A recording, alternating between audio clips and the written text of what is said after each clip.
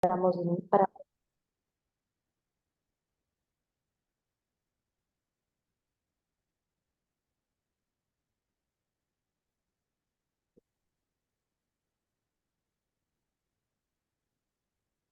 muy buenos días, reciban un atento y cordial saludo de quienes conformamos la sección nacional del Ecuador del Instituto Panamericano de Geografía e Historia. Es un gusto encontrarnos nuevamente en esta mañana a través de la virtualidad. En esta mañana vamos a presentar el webinar Distancia de ondas y autocodificadores, encontrando patrones en datos acústicos del volcán Tungurahua. El objetivo de este webinar es hacer difusión de nivel técnico divulgativo acerca de herramientas clásicas y modernas del aprendizaje de máquinas y de cómo éstas se pueden aplicar a problemas de geofísica en general y de monitoreo volcánico en particular. Para hablarnos de este interesante tema, tenemos aquí en nuestro canal de difusión Juan Anchieta, quien es alumno de posgrado de la Universidad de Simon Fraser y su área de investigación se centra en monitoreo de procesos sismoacústicos relacionados a desastres naturales como erupciones volcánicas y deslaves. Ha trabajado como investigador en el Instituto Geofísico de la Escuela Politécnica Nacional del Ecuador y como profesor universitario de la Pontificia Universidad Católica del Ecuador. Su trabajo está enfocado en el desarrollo e investigación de aplicaciones de análisis de datos de inteligencia artificial para la resolución de problemas en geofísica. Sin más de momento, le damos la más cordial bienvenida a Juan Anchieta. Adelante, Juan, bienvenido. Muchas gracias, María José. Voy a empezar a compartir la pantalla. Muchas gracias a todos los asistentes. Si me puedes confirmar que se está compartiendo las diapositivas. Correcto, Sí, sí. Juan Carlos. Gracias. Ya, ok, muchísimas gracias. Entonces, nuevamente, buenos días a todos. Muchas gracias por estar aquí. Les voy a presentar esta charla acerca de distancias de ondas y autocodificadores, encontrando patrones en datos acústicos del volcán Tungurahua. Un poquito de contexto. Uy, ¿qué pasó? Ya. Como nosotros sabemos, el Ecuador es un país altamente volcánico debido a la subducción de la placa de Nazca por debajo de la placa sudamericana y tiene decenas de volcanes potencialmente activos y algunos que han tenido actividad actual o reciente, como son el Reventador, el Sangay, el Tungurahua, el Cotopaxi y el Pichincha entre otros, y yo me voy a centrar, como dice el título de la charla, en el volcán Tungurahua. Ahora, los volcanes tienen muchos peligros asociados, entre los más comunes o de mayor impacto, los cuales son caída de ceniza, lahares, flujos piroclásticos, flujos de lava, deslaves y terremotos. En general, los que tienen mayor impacto son la caída de ceniza y los flujos piroclásticos que están directamente ¿Ya me relacionados puedo a olvidar? explosiones ¿Qué? ¿Y volcánicas. qué pasó? ¿Qué dijeron? ¿Sí? Estuvimos viendo unos Ahora, ¿cómo errores se que estaban en el monitorean código los que mandaron. volcanes? Se hace a ¿Es través para de qué? Para el diferentes tema técnicas. de clasificación de cuerpos vivos. Perdón, ¿Ya? por favor, Pero ahorita está Hugo corriendo. y Juan Ya. Espinosa, por favor, si pueden silenciar sus micrófonos. Nada, yo les comenté que Juan estaba yo Espinosa, almacenando ¿puedes en el Quizás, silenciar tu repositorio en Cloud micrófono? Base Nacional. Ya. quizás si es que alguien les Porque puede algunos ya comentaron silenciar. que llegaron al límite. Al límite, ajá. Ya no podían. A ver, voy no sé si puedo yo mutearles. Muy Bueno, gentil, gracias. ya. Ya Adelante, les Juan. mentía, ya les mentía. Ok, ok, continúo. Entonces, para monitorear los volcanes, se pueden aplicar bastantes técnicas distintas. Entre esas están geodesia y deformación. Se pueden hacer muestreos geoquímicos. Se puede hacer a través de imágenes directas o de imágenes satelitales. Y también se puede hacer con una de las formas más populares, que son sísmica y acústica. En este trabajo yo les voy a mostrar resultados de análisis acústicos. Ahora, el volcán Tungurahua tuvo 16 años de actividad continua, prácticamente continua desde septiembre de 1999 hasta marzo de 2016. Y durante este periodo eruptivo tuvo una actividad que varió desde emisiones muy bajas, apenas de vapor de agua, por ejemplo, hasta grandes que tuvieron afectación directa en la población. Y como dije, muchos de los principales peligros estaban asociados justamente a las explosiones como tal, volcánicas, más que incluso flujos de lava y tal. Entonces, durante los 16 años de actividad continua se instaló una red permanente de sensores sísmicos y acústicos colocados en las mismas estaciones, y estas produjeron 10 años de datos continuos, más o menos desde 2006 hasta 2016. Y nosotros en el estudio que les voy a mostrar ahora nos basamos en datos de la estación B+, en Masón, eh, que la escogimos porque fue una de las estaciones que más datos recolectó durante estos 10 años, pero además porque fue una de las que tuvo mejor señal respecto al ruido de fondo. La estación de Runtún tuvo datos mucho más continuos, pero la relación de señal-ruido en esa estación no era tan buena como en Masón. Ahora, ¿cómo se hace el monitoreo acústico? Entonces, el monitoreo acústico es muy parecido al monitoreo sísmico. Lo que se tiene son estas series de tiempo que nos muestran cambios de presión en la atmósfera, y lo que hacen las personas que monitorean esto, en particular en el Ecuador, en el Instituto eh, Geofísico de la Escuela Politécnica Nacional, lo que hacen es revisar estas formas de onda, estas series de tiempo, y tratar de identificar señales asociadas a la actividad volcánica, muy similar al proceso de identificación de señales sísmicas. ¿Sí? Ahora, el punto es que durante la actividad del volcán Tungurahua, este volcán estuvo muy activo y este trabajo se lo realizaba manualmente, y como se lo hizo manualmente, solamente se lograron identificar ciertas explosiones que superaban cierto umbral, cierto límite. Y entonces se dejaron a un lado, por ejemplo, algunas explosiones de tamaño medio y algunas explosiones de tamaño muy chiquito. Eran muy difíciles de identificar y muy difíciles de contar manualmente. Entonces, a lo largo de estos 10 años de actividad se identificaron manualmente más o menos 6.500 explosiones, desde 2006 hasta 2015, de magnitud considerable. Ahora, para tratar de hacer monitoreo acústico prolongado y para tratar de revisar estas explosiones, lo que normalmente se requiere o se quiere es que haya más instrumentos. Ahora, el problema es que más instrumentos significan más datos, y un solo instrumento puede, tomando 50 muestras por segundo, genera más de 5 millones de muestras diarias, lo cual es súper difícil para los seres humanos tratar de mantener el ritmo, digamos, si es que un volcán es muy activo. El problema es que entonces las personas tenemos poco tiempo y además tenemos sesgos, a veces puede cambiar el operario y ya no puede ser, digamos, constante este monitoreo. Entonces, la idea es que se pueden automatizar algunos procesos usando aprendizaje de máquinas. Ahora, ¿qué es el aprendizaje de máquinas? Aquí les doy dos definiciones de las muchísimas que hay. Entonces, una definición clásica antigua es que es la rama de estudio que permite a las computadoras aprender sin ser explícitamente programadas. Esta es una definición de antes de los años 60. Y una definición un poco más moderna es la ciencia y el arte de programar computadoras para que aprendan de los datos, ¿sí? Pero desde un punto de vista un poco más técnico y un poco matemático, digamos, el aprendizaje de máquinas se trata de encontrar ciertas funciones o sí, ciertas funciones que, dados ciertos datos, ejecutan cierta tarea, ¿sí? Y para hacerlo un poco más concreto, les voy a dar aplicaciones más usuales del aprendizaje de máquinas, que todos estamos un poquito familiarizados. Entonces, una de las aplicaciones es la regresión. La regresión es encontrar una función que devuelve valores numéricos, ¿sí? Y un ejemplo es la predicción del ingreso anual futuro de una empresa basado en métricas de años pasados, ¿sí?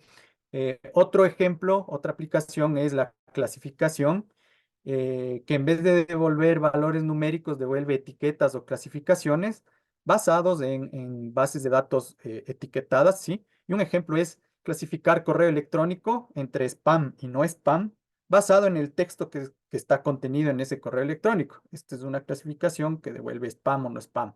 Es directa y se basa en ejemplos anteriores. Ahora, el agrupamiento o clasificación no supervisada, lo que me devuelve también son etiquetas o clasificaciones, pero basados en datos que no han sido etiquetados previamente. Por ejemplo, la segmentación de clientes para estrategias de marketing. Entonces, aquí les di aplicaciones usuales fuera del ámbito de la geofísica, pero dentro del ámbito de la geofísica se pueden generar estos sistemas de tal forma de que, por ejemplo, me puedan determinar el estado de actividad de un sistema. Este sistema está muy activo o poco activo. O que me devuelvan una clase o probabilidad de pertenencia de alguna clase de alguna observación, digamos sísmica, pero no limitada a sísmica, puede ser una observación satelital, puede ser geoquímica o de deformación, por ejemplo. O incluso puede generar nuevos datos. La inteligencia artificial, como ustedes saben, puede generar rostros humanos que no existen. De la misma manera, se ha utilizado para generar datos sintéticos muy realistas. Ahora, dentro del aprendizaje de máquinas existe un subgrupo que se llama aprendizaje profundo, el cual usa redes neuronales profundas, las cuales voy a describir más adelante. ¿Sí? Entonces, como un ejemplo más concreto que se utilizó en este estudio, podemos hablar, por ejemplo, de la detección y clasificación de eventos explosivos. Entonces, nosotros creamos un sistema que recibe una señal, una serie de tiempo, y lo que hace este sistema es, después de haber sido entrenado, identifica si es que esa señal es una explosión o si es que no es una explosión. ¿Sí?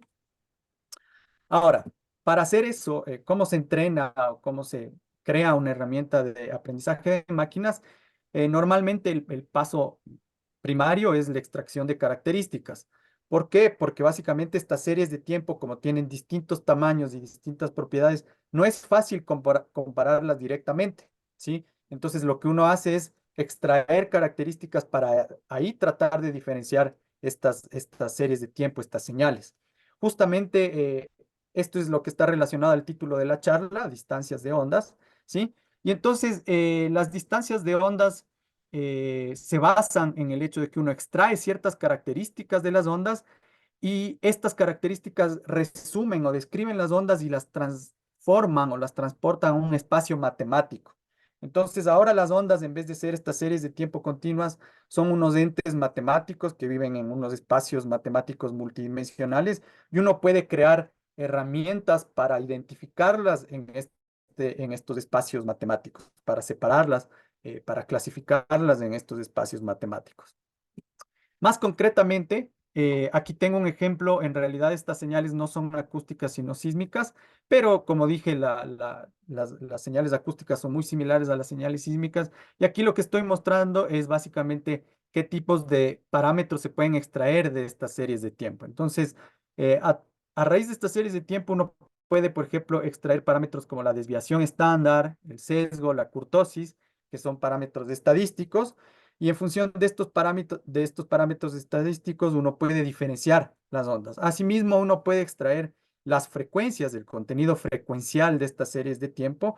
Y el contenido frecuencial de las series de tiempo también me puede ayudar a distinguir entre señales. Entonces, por ejemplo, aquí, aunque estamos hablando en el reino sísmico, es muy parecido en el reino acústico. Acá podemos ver, por ejemplo, tres señales que tienen un contenido espectral con unas frecuencias relativamente altas. Entonces, estos podrían ser unas señales relacionadas a terremotos o rupturas sísmicas, digamos, o volcanotectónicas, como se les llama normalmente. Y acá tenemos unas señales que tienen un contenido frecuencial mucho más bajo, ¿sí? Y unas distribuciones de sus datos distintas, ¿sí? Que podrían ser relacionadas a más bien movimientos de fluidos dentro de un volcán, ¿sí? Ahora, lo que quiero que noten es que, por ejemplo, esta señal de aquí, a pesar de que tiene un contenido frecuencial bajo, en términos de sus parámetros en el dominio del tiempo, es muy parecida, por ejemplo, a esta señal de acá. Tiene una desviación estándar bastante baja, por ejemplo, comparada con estas dos de acá. Tiene un sesgo comparable con el de estas señales de acá y tiene una kurtosis también muy parecida al de esta señal de acá. Entonces, a veces estos parámetros no necesariamente son ideales, pero si es que los combinamos con otros parámetros como parámetros frecuenciales, podemos crear unas descripciones de estas series de tiempo que nos permitan ejecutar ciertas tareas. Entonces, lo que hicimos nosotros fue básicamente crear unos algoritmos de clasificación que combinados con algoritmos clásicos de detección, entonces, por ejemplo, aquí ustedes pueden ver la detección de umbral humano. Entonces, el humano clasificaba con explosión cualquier cosa que estaba encima de este umbral de 40, de este umbral de 40 pascales, ¿sí?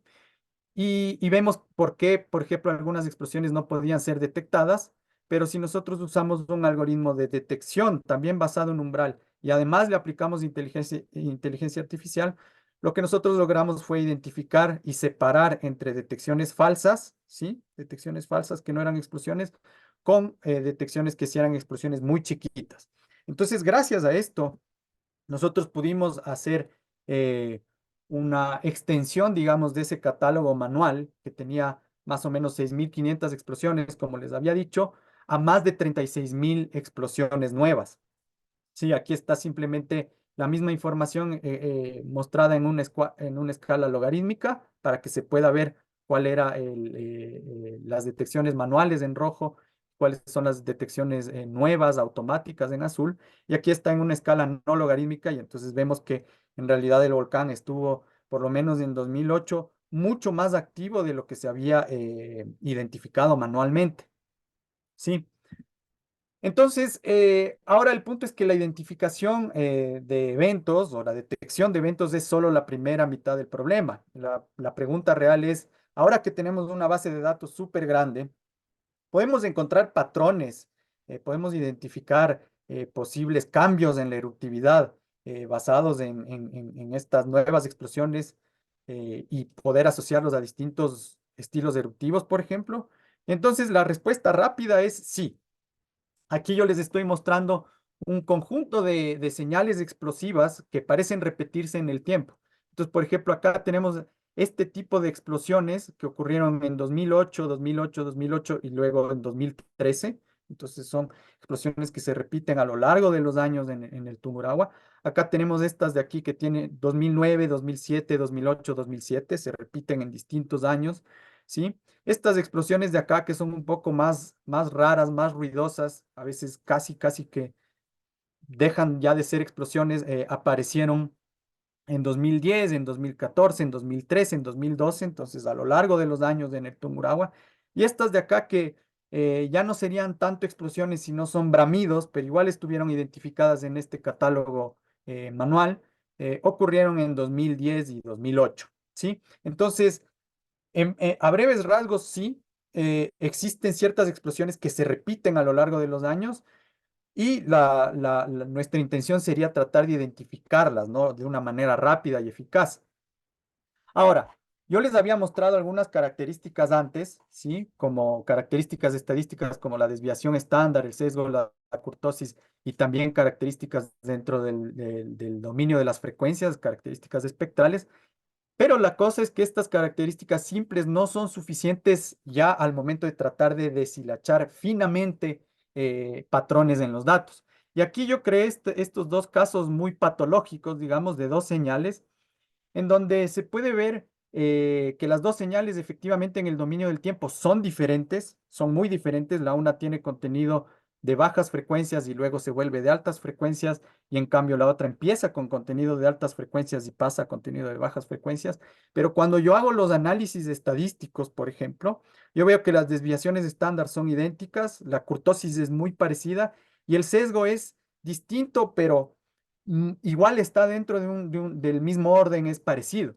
Y en términos de frecuencias, las señales son prácticamente idénticas. Los dos picos de frecuencias relacionados a las dos frecuencias que yo creé son prácticamente idénticos. Entonces, si nosotros usamos estas características simples para tratar de distinguir entre estas dos ondas serían prácticamente idénticas. Yo no podría distinguirlas con estas características simples.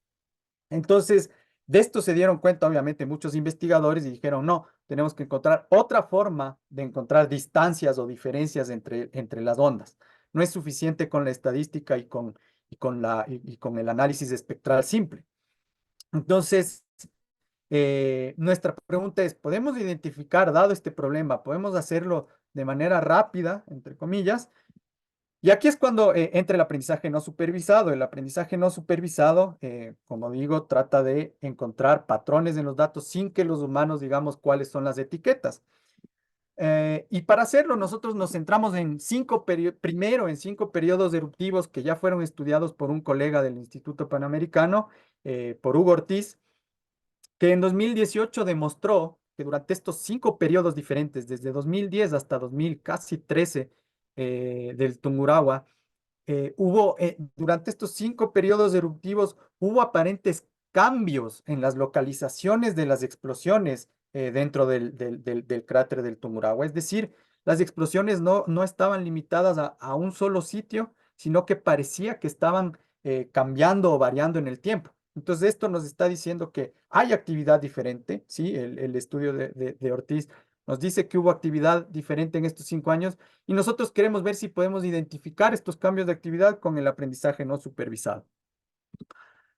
¿Cómo lo vamos a hacer? Vamos a hacer un agrupamiento basado en la similaridad de las formas de onda, ¿sí? Vamos a tratar de buscar formas de onda parecidas entre sí y agruparlas, ¿sí? Esto se hace con un aglomeramiento jerárquico. Y la idea es que lo vamos a hacer con 2 técnicas o 2 visiones diferentes.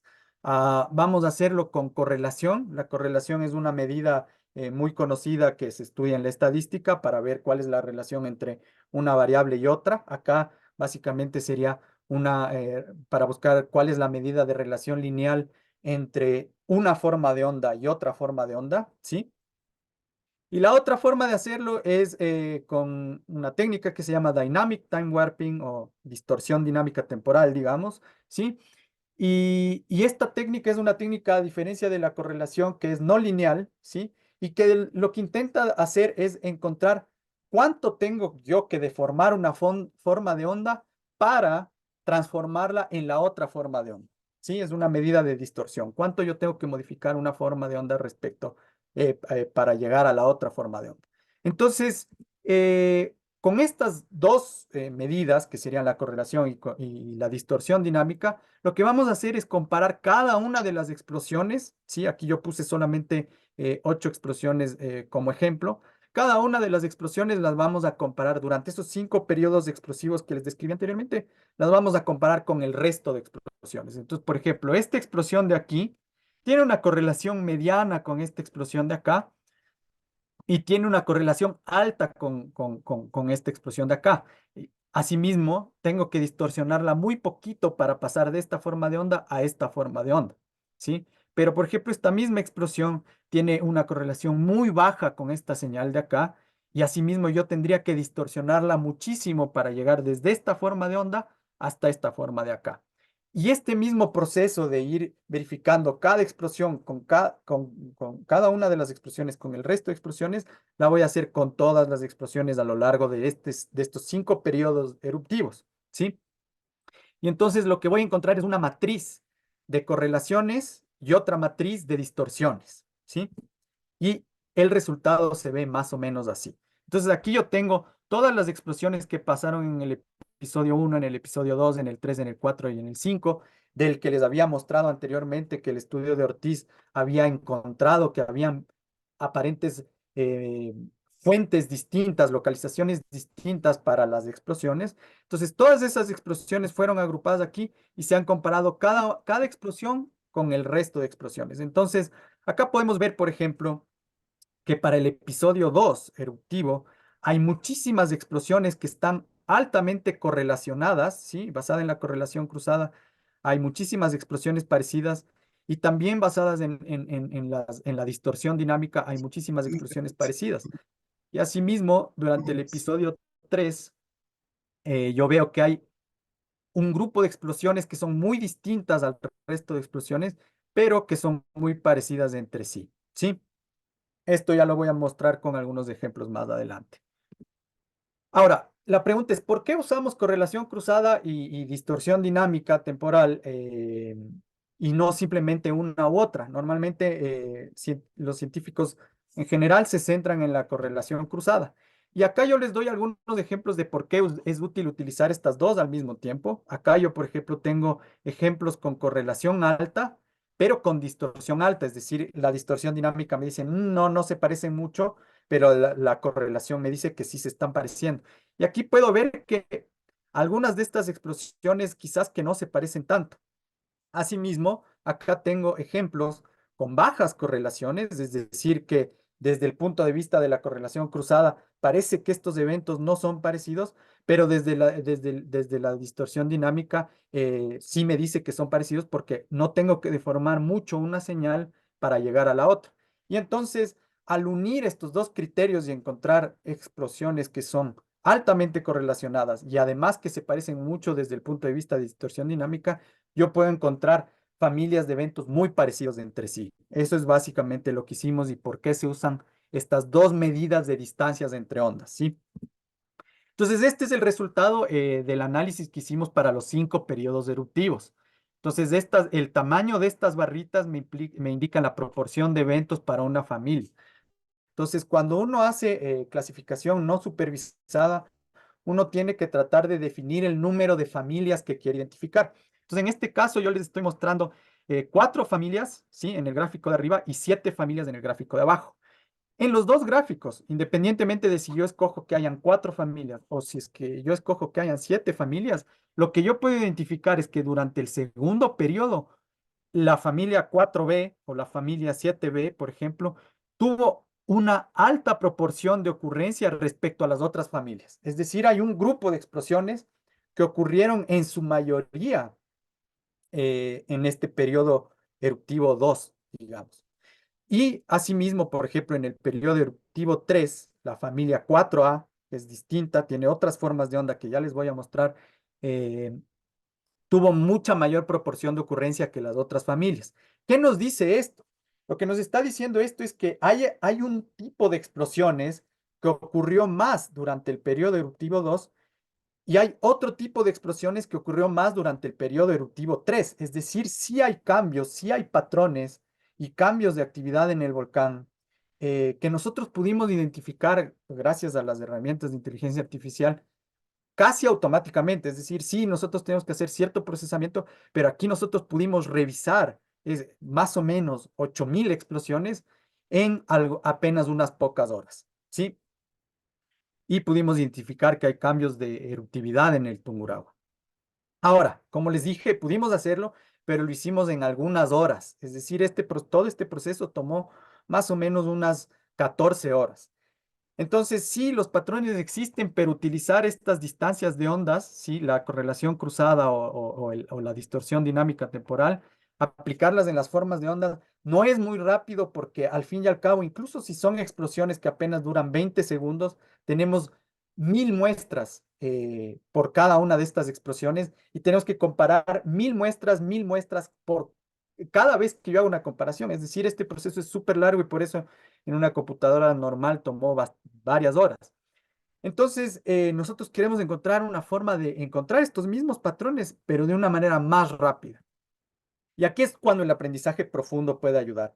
El aprendizaje profundo básicamente es el estado del arte en esto de la inteligencia artificial y del aprendizaje de máquinas y se basa en estas redes neuronales profundas y son muy poderosas. Pueden encontrar estas relaciones muy rápidamente. Entonces, ¿qué es el aprendizaje profundo? Como les dije, el aprendizaje profundo es el que usa técnicas de redes neuronales profundas para para desarrollar tareas, ¿sí? Las tareas que yo les mencioné antes, clasificación o predicción y tal, las puede realizar una red neuronal profunda de manera muy eficiente. Eh, entonces, una red neuronal profunda nada más consiste es un ente matemático, ¿sí? Que se comporta tal cual los otros entes matemáticos que describí, en el que uno lo que encuentra es una función que aprendió de ciertos datos para ejecutar cierta tarea, ¿sí? Entonces, ahora, para nosotros poder, digamos, explotar la potencialidad de estas redes neuronales profundas al máximo, no vamos a usar las series de tiempo directamente, sino que vamos a tratar para solventar estos problemas que yo les había dicho respecto a solamente usar el espectro de las señales o los espectros estadísticos de las señales, lo que vamos a usar es una representación bidimensional, una representación de imagen de estas señales. Entonces los científicos fueron muy inteligentes y se dieron cuenta de que no valía la pena utilizar solamente esas características extraídas ¿sí? Sino utilizar las señales casi como tal en una representación bidimensional. Y aquí podemos ver, por ejemplo, que gracias a la transformada de Fourier, nosotros podemos ahora sí distinguir entre una señal y la otra señal, porque la transformada de Fourier, al aplicarla en unas ventanas de tiempo bien cortitas y al encontrar lo que se denomina el espectrograma, ¿sí? Nosotros ya podemos identificar cuándo pasaron las bajas frecuencias y cuándo pasan las altas frecuencias, y asimismo para la otra señal, acá al principio entraron las altas frecuencias y en la cola aparecieron las bajas frecuencias. Entonces, gracias a estos espectrogramas, yo voy a poder distinguir entre distintas formas de onda sin tener que encontrar o extraer explícitamente yo esas características, ¿sí? Ahora, ¿cuál es el problema con la transformada de Fourier? Y esto sí es, digamos, algo en lo que hay que hacer un poquito de énfasis. La transformada de Fourier es muy buena cuando nosotros tenemos señales periódicas que se repiten en el tiempo, ¿sí? El problema es que justamente señales como las explosiones son muy impulsivas en el tiempo. Entonces, la transformada de Fourier no es la herramienta ideal. Se puede utilizar, pero no es la herramienta ideal para señales impulsivas. Entonces, existe otro tipo de transformada que se llama la transformada continua de ondeletas. Esa sería una traducción, digamos, al español. En inglés es Continuous Wavelet Transform, ¿ya? En donde nosotros vamos a expresar las señales, tal como la transformada de Fourier lo que intenta es expresar una señal como una suma de senos y cosenos, ¿sí? De la función seno y coseno de la trigonometría, ¿sí? Asimismo, yo puedo intentar expresar la misma señal no como una suma de senos y cosenos, sino como una suma de ondas o de ondeletas, ¿sí? Este es otro paradigma, es otra forma de expresar la misma señal. Ahora, las ondeletas, justamente el resultado de la expresión de estas señales depende del tipo de ondeleta que yo escoja y cada ondeleta tiene sus características respecto a su escala. Entonces, por ejemplo, acá yo tengo esto lo estoy usando como ejemplo sacado de este artículo, en donde yo tengo una señal original y a esa señal le voy a descomponer, en vez de en senos y cosenos, le voy a descomponer en ondeletas. Entonces, en este caso, para la parte de arriba, lo que voy a descomponer es esta señal en unas ondeletas que son cuadradas, digamos, ¿sí? Rectangulares, ¿sí? Y en cambio, en el caso de abajo, yo voy a describir la misma señal, pero basado en unas ondeletas que son no cuadradas, sino que tienen cierta vibración. Entonces, el punto es que la transformada continua de ondeletas se puede adaptar mejor o peor a un problema dependiendo de la ondeleta que yo escojo. La ondeleta entiéndase como una perturbación, como una función finita en el tiempo. ¿Cuál es la a veces ventaja y desventaja de las ondeletas? Es que si yo uso la base de Fourier, ¿sí? Lo que tengo es un tamaño definido para el espectrograma, para la resolución del espectrograma, ¿sí? En el caso de que yo uso las ondeletas, lo que yo tengo es que la resolución cambia según la frecuencia que yo quiero observar en la descomposición de mi señal. Entonces, por ejemplo, en el caso de la transformada de ondeletas, las bajas frecuencias tienen buena resolución en el campo de la frecuencia, pero no tan buena resolución en el campo del tiempo. En cambio, las altas frecuencias tienen muy buena resolución en el ámbito del tiempo, pero no tan buena resolución en el campo de la frecuencia. Al contrario, en el caso de la transformada de Fourier, la resolución es la misma para altas y bajas frecuencias. Entonces, dependiendo del problema, algunas veces es mejor usar la transformada de Fourier para obtener un espectrograma y de ahí identificar, aplicar las herramientas posteriores, pero en el caso de algunas señales que se denominan transientes o señales que son impulsivas en el tiempo, es mejor usar la transformada continua de ondeletas porque me da cierta resolución distinta. Entonces aquí yo les voy a dar una comparación entre transformada de Fourier y la transformada continua de ondeletas. Entonces usando digamos, esta ondeleta, esta familia de ondeletas, ¿sí? Lo que hago es mostrar una explosión y mostrarla desde el punto de vista del espectrograma de la transformada de Fourier. Esta es su representación bidimensional según la transformada de Fourier, y en cambio esta es la representación bidimensional basada en la transformada de ondeletas. Como vemos, las dos tienen dificultades o cosas que le favorecen respecto a la otra. En este caso nosotros nos decidimos usar la transformada de ondeletas porque nos da una mayor descripción también de la cola, ¿sí? De la parte posterior de la señal, que en la transformada de Fourier no es tan clara. Entonces ahora nosotros, en vez de trabajar con las señales en el dominio del tiempo, vamos a trabajar con las señales en un dominio del tiempo y de la frecuencia, ¿sí? En estas representaciones bidimensionales. Ahora que tenemos estas representaciones bidimensionales, nosotros vamos a poder trabajarlas y usarlas como insumo para entrenar estas redes neuronales profundas. Hay unas redes neuronales profundas que son muy eficientes, que se llaman redes neuronales convolucionales, ¿sí? Que ya se usan para hacer detección de rostros y de objetos en imágenes. Y lo que vamos a usar es una de estas redes neuronales convolucionales en lo que se denomina un autocodificador convolucional, ¿sí? Entonces, ¿qué es un autocodificador convolucional? Es una red neuronal profunda que lo que hace es recibir un insumo o recibir una imagen, la intenta comprimir, ¿sí? Y después, a partir de esa versión comprimida de la imagen, la intenta reconstruir de la manera más fiel posible. ¿Sí? Entonces, lo que hacen estas redes neuronales, estos autocodificadores convolucionales, es aprender representaciones eficientes de estas entradas. Entonces, esta entrada entra como una imagen que tiene muchos píxeles, ¿sí? Que tiene una dimensión súper alta, y este autocodificador lo que va a hacer es comprimirlo hacia un vector que tiene una dimensión mucho más chiquita, en donde yo no tengo que especificar cuáles son las características, sino este autocodificador solito encuentra cuáles son las mejores características que le describen a este vector, a esta imagen. Entonces, así es más o menos cómo se ve el resultado de esta autocodificación. Tenemos las explosiones o señales originales, tenemos sus representaciones bidimensionales obtenidas con la transformada continua de ondeletas, ¿sí? Y después de haber entrenado el autocodificador, tenemos sus versiones reconstruidas.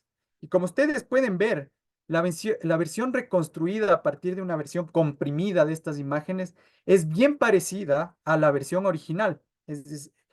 La mayor diferencia se nota en las señales más ruidosas, pero de ahí la reconstrucción es muy fiel, es muy buena. Entonces, lo que aprendió este autocodificador convolucional es a comprimir y a descomprimir una imagen, pero nosotros vamos a trabajar solamente con la versión comprimida de la imagen para de ahí aplicar las técnicas que les había comentado anteriormente. Entonces, aquí nada más estoy mostrando para mostrarles cuánto se demora entrenar cuánto se demoró entrenar este autocodificador, y se demoró menos de una hora, ¿sí? Y obtiene un ajuste o una reconstrucción de las imágenes fuera del conjunto de entrenamiento muy buena. Y este es más o menos el resultado. Usando esas representaciones condensadas o comprimidas de las representaciones bidimensionales de las ondas, yo pude agruparlas utilizando el aglomeramiento jerárquico. Y lo que podemos ver es que aquí les estoy mostrando las familias, la familia A, la familia 4A, la familia 4B, la 4C y la 4D. Y podemos ver que los eventos son bien parecidos entre sí si pertenecen a una misma familia. Aquí tenemos unos eventos un tanto ruidosos, acá tenemos unos eventos con unas frecuencias bastante bajas, acá tenemos unos eventos con frecuencias medias y acá tenemos unos eventos con altas frecuencias. Entonces, esta agrupación la pudimos obtener solamente con esas versiones comprimidas de las imágenes. Entonces, esto nos ayuda a ahorrar muchísimo tiempo, porque ahora pudimos encontrar las mismas familias, ¿sí? Que habíamos encontrado con la correlación cruzada y con la distorsión dinámica temporal, pudimos encontrar las mismas familias, pero ahora para todo el conjunto de datos, ¿sí? En apenas 2 horas. Es decir, antes nosotros habíamos encontrado estas familias que van de 2010 a 2013, las que habían sido estudiadas por Ortiz en 2018. Las habíamos podido encontrar estas familias en 14 horas, ¿sí? Y en cambio ahora, y esas eran más o menos, se aplicaron a 8.000 explosiones distintas. Ahora nosotros pudimos aplicar, gracias a estos autocodificadores, técnicas de agrupamiento para las 36.000 explosiones en apenas 2 horas. Es decir, nosotros redujimos el tiempo de procesamiento drásticamente usando estos autocodificadores convolucionales. Y esto nos ayuda a encontrar estos patrones de manera prácticamente inmediata si lo hiciéramos de explosión por explosión.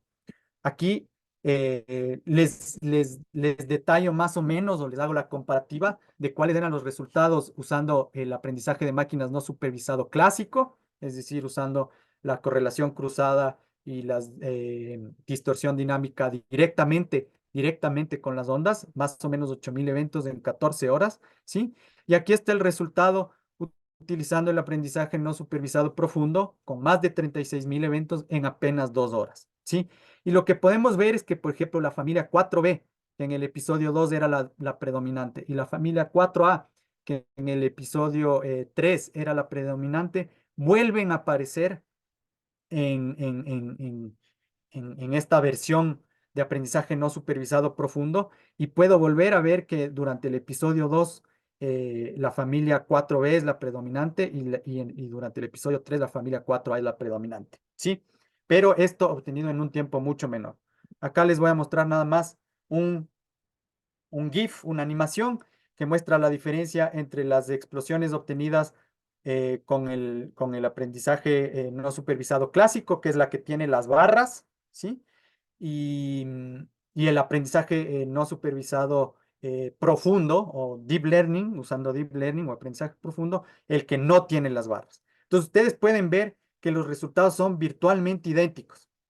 Cambia un poquito el número de explosiones en realidad según cada familia, pero cualitativamente es idéntico. Entonces, los dos resultados me llevaron, las dos técnicas totalmente diferentes me llevaron más o menos al mismo resultado. Es decir, durante el segundo periodo hubo una familia predominante, durante el tercer periodo hubo otra familia predominante, pero lo hice con mucho menos tiempo usando el aprendizaje profundo. Ahora que ya he encontrado que existen estos patrones, los próximos pasos a futuro es tratar de asociar estas distintas familias con la actividad histórica documentada del Tungurahua, más allá de las señales acústicas, es decir, tratar de identificar explosiones y asociarlas a flujos de densidad piroclástica o a emisión de dióxido de azufre, o asociarlas a deformación o a sismicidad y así sucesivamente. En resumen, solo para capitular, ¿cómo se hace el aprendizaje de máquinas en general? Entonces, lo que uno tiene que hacer es identificar el tipo de problema, tiene que obtener, preparar, preprocesar los datos disponibles, elegir métodos y algoritmos adecuados para tratar con esos datos, entrenar, calibrar y validar los algoritmos y después aplicar los algoritmos y sobre todo compartirlos, ¿no? con la gente. En resumen, el aprendizaje de máquinas proporciona un conjunto de herramientas que pueden servir para resolver diversos tipos de problemas, pero se deben conocer bien el tipo de problemas y las herramientas que se pueden aplicar en ellos, es decir, hay que hacer un estudio previo. Aquí también pudimos ver que la combinación de herramientas sencillas, clásicas y complejas permite abordar distintos problemas desde varios ángulos que se complementan entre sí, ¿sí? Y finalmente, lo que pudimos sacar también como conclusión es que el aprendizaje de máquinas, y sobre todo el aprendizaje de máquinas profundo, deep learning, ¿sí? Simplifica muchos procesos, pero solamente es el primer paso para comprender los sistemas complejos. Es decir, sí, nosotros identificamos que hubo cambios de actividad dentro del volcán, pero ahora es necesario tratar de identificar qué significan esos cambios de actividad en términos de qué produjeron de distinto las explosiones del un periodo respecto al otro. Y eso es la investigación que vamos a hacer a futuro. Eso es todo. Muchas gracias. ¿Preguntas? Muchas gracias, estimado Juan, por esta interesante explicación, este interesante webinar que hemos presentado en esta mañana. Agradecemos a la Comisión de Geofísica por haber coordinado esta interesante presentación. Como nos mostró Juan durante el webinar, revisamos algunas técnicas que se han utilizado durante 10 años de grabaciones acústicas continuas desde una estación en el volcán Tungurahua. También nos mencionó que se han probado varias herramientas, desde la agrupación de formas de onda clásica hasta el uso de aprendizaje profundo, Deep Learning, demostrando que ambas pueden dar resultados cualitativamente similares que aumentan las capacidades de monitoreo para comprender la actividad volcánica. En ese sentido, Juan, queremos consultarte si esta misma metodología, las fórmulas, todo lo que tú utilizaste, se lo puede realizar en otro volcán del Ecuador, ¿en cuál volcán? Y también consultarte si esta metodología también se lo podría realizar para el volcán Cotopaxi. Eso, muchas gracias. Mientras tanto, mientras tú nos comentas sobre estas inquietudes que tenemos desde la sección nacional del Ecuador, invitamos al público a que por favor realice sus preguntas. Adelante, Juan. Muchísimas gracias. Muchas gracias, María José.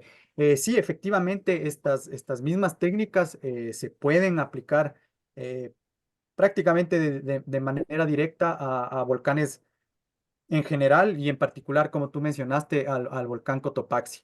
Eh, la idea es que, obviamente, para empezar, uno siempre tiene que tener, como dije, una base de datos e identificar las formas de onda que desea analizar. Entonces, en el caso del Cotopaxi, digamos, uno no va a tener una base de datos tan rica en términos de la acústica, porque el Cotopaxi no tuvo tantos miles de explosiones como lo tuvo el Tungurahua, pero el mismo proceso, y eso sí lo había mencionado durante la charla, se puede aplicar en la sísmica. Entonces, en el caso del Cotopaxi, el mismo proceso, la misma metodología en realidad se podría aplicar ya no a ondas acústicas, sino a las ondas sísmicas, para asimismo, como tú bien sugieres, tratar de identificar patrones o familias, identificar eventos que podrían estar relacionados justamente sí a una posible, digamos, reactivación inclusive.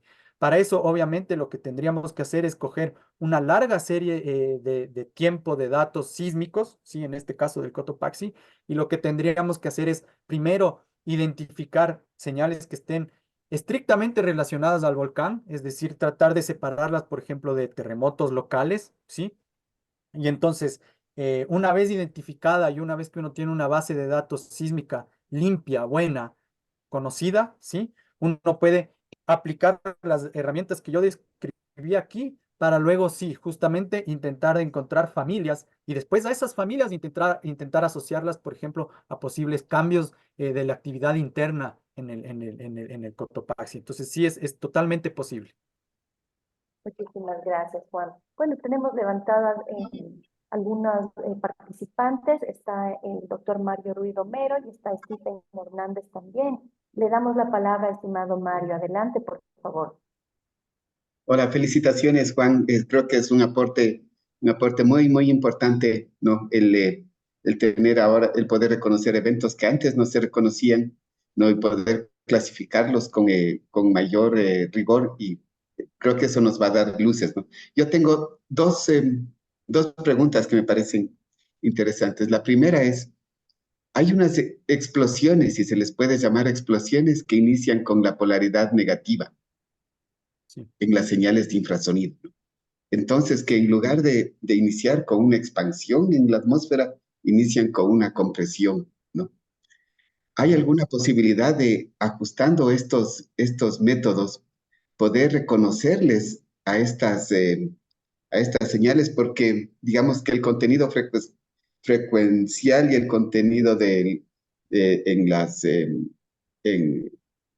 las onduletas, como les llaman, sería prácticamente la misma imagen, ¿no? Pero Claro, la física va a ser totalmente diferente, ¿no? ¿Hay sí. alguna posibilidad de encontrarle, de reconocerles a estas? Y la siguiente pregunta era como en base a la misma física, ¿no? Si tenemos 4 grupos de explosiones, ¿no? ¿Hay alguna posibilidad de pensar en cuáles serían las razones físicas que nos permitan la coexistencia de estos grupos, quizás con la predominancia de uno u otro en determinado momento? Eso es, y felicitaciones de nuevo, Juan. Y felicitaciones a los organizadores también. Muy interesante la charla. Muchas gracias. Perdón, pero se me acababa la batería de la laptop. Ok. Muchas gracias por las dos preguntas de Mario. Entonces, sí, respecto a la primera pregunta, efectivamente hay una importancia en tratar de caracterizar sobre todo la polaridad del primer impulso de las ondas, porque no es lo mismo una onda que empieza compresiva que otra que empieza con rarefacción, ¿no? En el caso de las explosiones. En ese sentido, sí, nosotros cuando utilizamos, por ejemplo, un espectrograma y el valor absoluto del espectrograma o del escalograma, que sería para la transformada de ondeletas, nosotros estamos efectivamente perdiendo la información de la polaridad. Ahora, el punto es que en las dos transformaciones también uno tiene la información del contenido de la fase. Y entonces la información del contenido de la fase a lo largo del tiempo nos puede ayudar a distinguir si es que en una porción de tiempo la señal es compresiva o si es que está asociada a rarefacción. Entonces, el punto es, claro, en el futuro, lo que sería interesante, y eso también es algo que queda para revisar, es no solamente utilizar el escalograma o también el espectrograma como el único input de estos sistemas, sino también usar el contenido de la fase. Y si es que uno usa el contenido de la fase, esto está por verse, esto es algo que tendría que investigarse, pero si es que uno usa el contenido de la fase, quizás pueda distinguir entre lo compresivo y la rarefacción en el término de las explosiones. Pero claro, eso es algo que hay que investigar. Sí. Ah, respecto a la segunda pregunta, ¿cómo reconciliamos la existencia de estas distintas señales, ¿no? De estas distintas familias? ¿Qué significan a nivel o qué podrían significar a nivel de lo que está sucediendo en el volcán? Yo aquí tengo un estudio y preparé, digamos, esta lámina adicionalmente, en el que se puede ver que una de las interpretaciones posibles es que exista quizás un sistema de grietas basados primero en la evidencia de Ortiz, ¿sí? Basados en la evidencia de Ortiz de 2018, que él identifica diferentes posibles localizaciones para la fuente de estas explosiones. Y basados en este concepto de Sophie Butcher de 2020, podría ser que lo que estamos viendo es explosiones que se originan, sí, efectivamente, en distintas localizaciones y que están relacionadas a distintas grietas por las cuales, o en donde ocurren o por las cuales viajan, ¿sí? Y como se propagan en diferentes grietas que se activan en diferentes momentos de la actividad volcánica, entonces producen explosiones que son diferentes. Pero estas grietas están activas y se intercalan, digamos, en diferentes episodios y por eso vemos que las mismas explosiones se repiten a lo largo de los años y se intercalan entre sí. Esa es una posible interpretación que en realidad habría que investigar y que, por ejemplo, se podría hacer tratando de darles ahora sí, usando el contenido sísmico, porque el Instituto Geofísico además tiene las señales sísmicas de estas explosiones. Lo que se podría tratar de hacer es tratar de localizar de la manera más precisa posible a las explosiones. Y en teoría debería suceder que explosiones con la misma forma deberían estar localizadas más o menos en el mismo lugar y otras explosiones con otra forma deberían estar localizadas más o menos en el mismo lugar. Ahora, la resolución para estas localizaciones va a tener que ser extremadamente buena en el orden de decenas de metros y quizás sea posible que podamos identificar justamente esta explicación como la estoy explicando ahorita. No sé si eso está bien responde más o menos un poco las preguntas.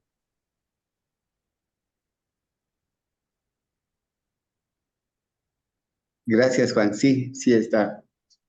Sí, es interesante esto, ¿no? Y me parece que tenemos que tratar de reconocer, o sea, cómo coexisten estas diferentes grietas, ¿no? Y qué significa que tengamos quizás más grietas o quizás que tengamos más, que una predomine en algún momento sobre las otras. Ujú. Gracias, Juan, Sí, pero sí estuvo clara la respuesta. muchísimas gracias, Mario. Agradecemos a Mario por sus interesantes preguntas, a Juan por las respuestas. Le damos paso a Stephen Hernández, por favor, adelante. Gracias. Hola Juan. Tengo un par de preguntas que se tratan más de la metodología. Eh, Primero, ¿cuántas estaciones usaste Todo esto lo hicimos simplemente con una estación. Sí, con una una de sola las estación? Vaya. es una sola estación. Sí, a Y futuro, sí, la no le interesante. filtraste ni nada, Perdón. no filtraste las trazas, no le hiciste como un preprocesamiento. El preprocesamiento lo que tratamos de hacer fue lo menos invasivo posible. Entonces, prácticamente solamente usamos un pasaaltos, me parece de 0.3 Hz, y Una pregunta, de ahí la señal es prácticamente tú cruda. dices,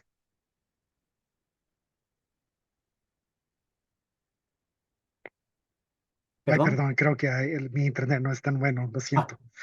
sí. Eh, entonces, la frecuencia de muestreo es 50 muestras por segundo y la longitud de la onda es ¿cuánto?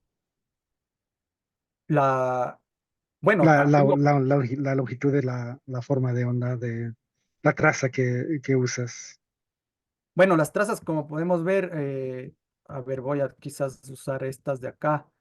a 20 Tienen. segundos.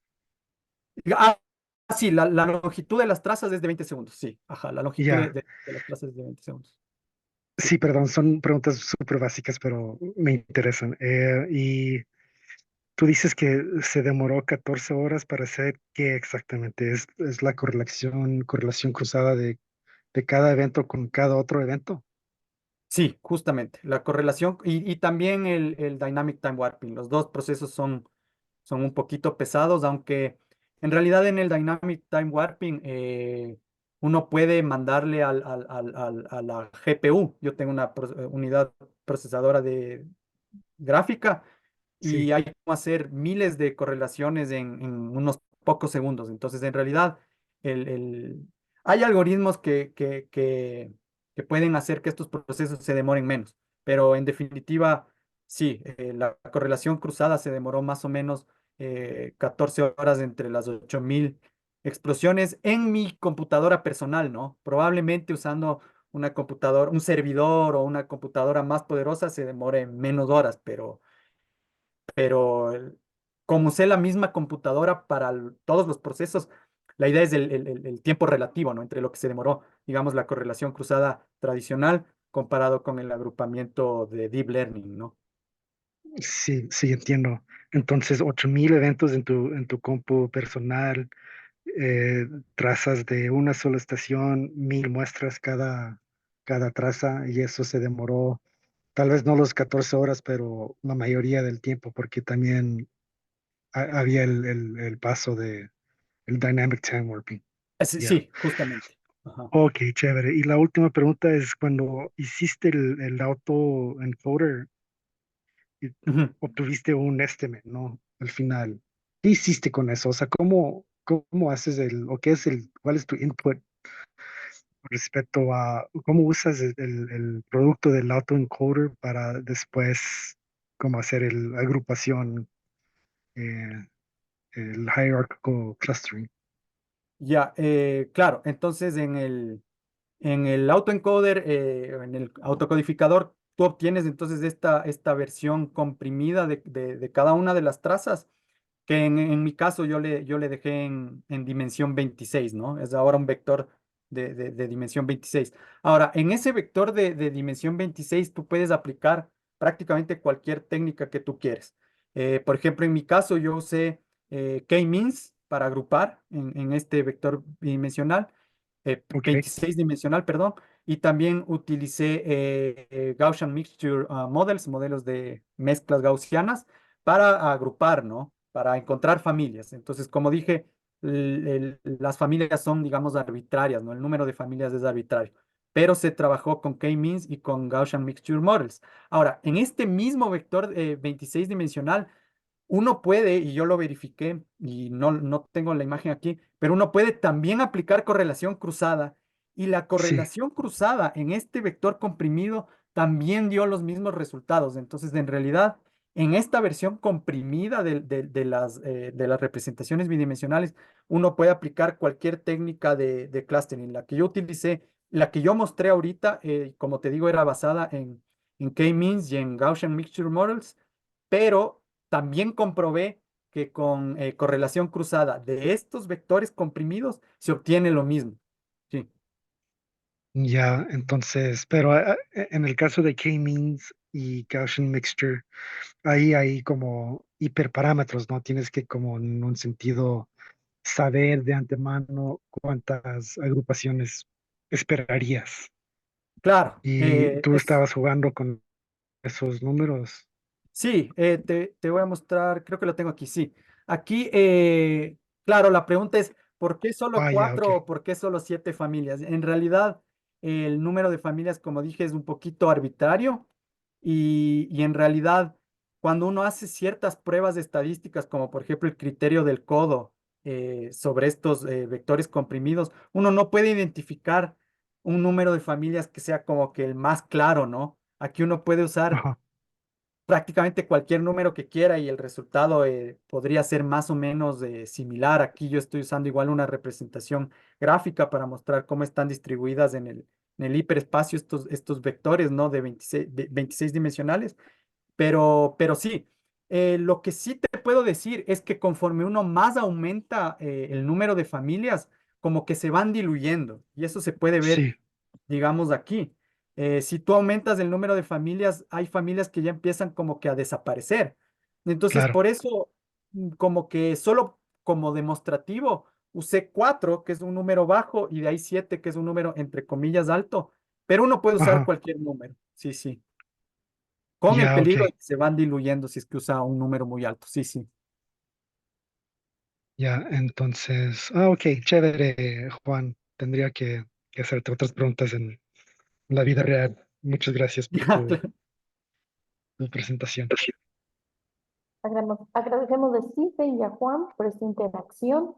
Tenemos en el chat también otra pregunta por parte de Stalin y dice, ¿cuáles fueron las librerías utilizadas en Deep Learning y Machine Learning, tipo de clúster para el entrenamiento?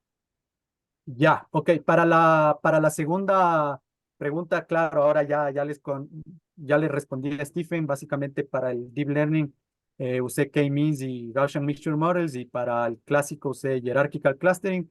Y las librerías, básicamente todo fue hecho en Python. Entonces fue utilizado con las librerías de estándar Scikit-learn y en el caso del Deep Learning con TensorFlow. Sí. Ok, muchísimas gracias, Juan. Hugo dice que tiene una pregunta. Adelante, por favor, Hugo. Hola, hola, ¿cómo estás, Juan? Muchas gracias por la presentación, realmente bastante informativo. Yo tengo una Gracias. pregunta un poquito general. Muchos de los clasificadores, detectores de señales sísmicas o acústicas se basan en analizar la señal en el dominio de frecuencias. Sin embargo, también hay otros desarrollos que directamente ven este tipo de parámetros en el dominio temporal. Yo solo quería preguntarte, ¿cuál de los dos approaches crees que tiene una mejor rapidez de implementación, así como de procesamiento? E incluso de En, identificación, ¿no? tú estás hablando exclusivamente de Sería detección. los varios pasos. Sería primero detección y después sería clasificación. Sí, bueno, para detección en realidad nosotros investigamos varios detectores y en general los detectores clásicos como el Short Time Average y Large Time Average, el STA y LTA, ya es suficiente, es bastante bueno y en realidad el problema es que no hay uno que sea universalmente bueno. Entonces hay que buscar los parámetros exactos y eso, pero para detección es suficiente usar los detectores clásicos que en general pueden estar implementados o en el tiempo o en las frecuencias y casi que no cambia mucho. Son lo suficientemente rápidos como para pasar por años de datos en pocos segundos o minutos, ¿no? En términos de detección. Ahora sí, en términos de clasificación, yo creo, y aquí voy a volver a esta imagen de acá, yo, porque creo que en realidad los enfoques que usan las dos cosas, ¿no? Los espectrogramas y los escalogramas al mismo tiempo te describen tiempo, evolución temporal y frecuencia de una señal. Yo creo que lo más adecuado siempre es usar este enfoque en el que se usan los dos al mismo tiempo, tanto dominio frecuencial como dominio temporal. Ahora, yo creo, y si hay un interés en quizás si es que hubiera cómo trabajar estrictamente en el dominio temporal, trabajar en el dominio temporal porque tú tienes las frecuencias ya incluidas en el dominio temporal, solo no están explícitas. Entonces, es tratar de no depender tanto de esta representación bidimensional en el dominio temporal y frecuencial, que además te implica que tienes que hacer ese procesamiento previo, sino tratar de trabajar estrictamente y directamente en el dominio temporal, que es lo que reciben nuestros instrumentos y que cortaría el tiempo de procesamiento. Entonces, ¿cuál es mejor? Como siempre es una cuestión de prueba y error. ¿Cuál yo creo que en el futuro será el predominante? Yo creo que con el dominio del tiempo es suficiente, solo hay que encontrar una forma adecuada para analizarlo bien. Gracias. Ya, y si no hay más preguntas, tal vez la última es, sabemos o has mostrado que este procedimiento es en una estación. Tal vez al incorporar más estaciones, ¿crees que esto mejorar o hacer más difícil el reconocimiento y clasificación de señales? Eh, yo, yo creo que lo va a ser más difícil, porque cuando uno, digamos, usa la misma estación, ah, está obviando cosas como efectos de sitio y propagación y eso. Cuando se empiezan a poner más estaciones, ya empiezan a haber problemas de direccionalidad, de propagación, de fuente, etcétera, que pueden ir cambiando. Entonces, quizás sea más difícil, pero lo que sí es seguro es que va a aumentar la riqueza de la información que vamos a obtener. Entonces, aunque va a ser más complicado y quizás ensucie un poquito los resultados, en realidad el futuro es tratar de usar múltiples estaciones porque obviamente más estaciones significa más información y probablemente si se llega a hacer bien las cosas, se tenga, sí, más información, más conocimiento de los procesos que están sucediendo por detrás. Gracias, Juan. Gracias.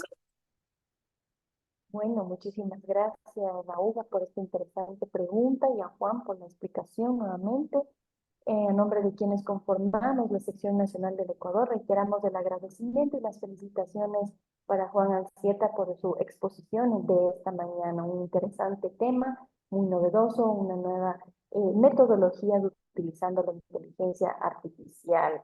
Si no hay más preguntas, entonces, por favor, solicitamos a quienes están acompañándonos en esta mañana a encender sus cámaras. Vamos a hacer una captura de pantalla de la reunión del día de hoy. Dejo de compartir, supongo, María Por José. favor. Sí, Ya. dejemos de compartir. Sí, gracias.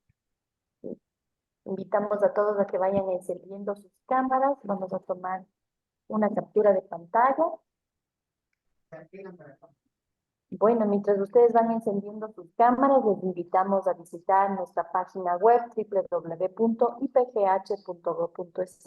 Invitamos también a sumarse y a darnos un like en este video que está siendo transmitido en vivo a través de Facebook Live. También vamos a cargar este video en nuestro canal de YouTube de IPGH Ecuador. Así que por favor regálennos un like para que pueda difundirse este interesante tema. Bueno, vamos a hacer la captura de pantalla a la cuenta de 3. ¿Listos? 1, 2, 3. ¿Listo? Me parece que ya está. Sí, listo, ya está. Muchísimas gracias a todas y todos en esta mañana. Muchísimas gracias nuevamente, Juan, por este interesante tema y a la Comisión de Geofísica por compartir y coordinar estos webinars tan interesantes para su difusión. Les agradecemos. Muchas gracias. Muchas gracias. Nos vemos en la tarde con un webinar de la Comisión de Historia, Gracias, justamente gracias. webinar de un ciclo, de un coloquio organizado por la doctora Guadalupe Suárez. Nos vemos en la tarde. Muchas gracias. Gracias. Hasta luego.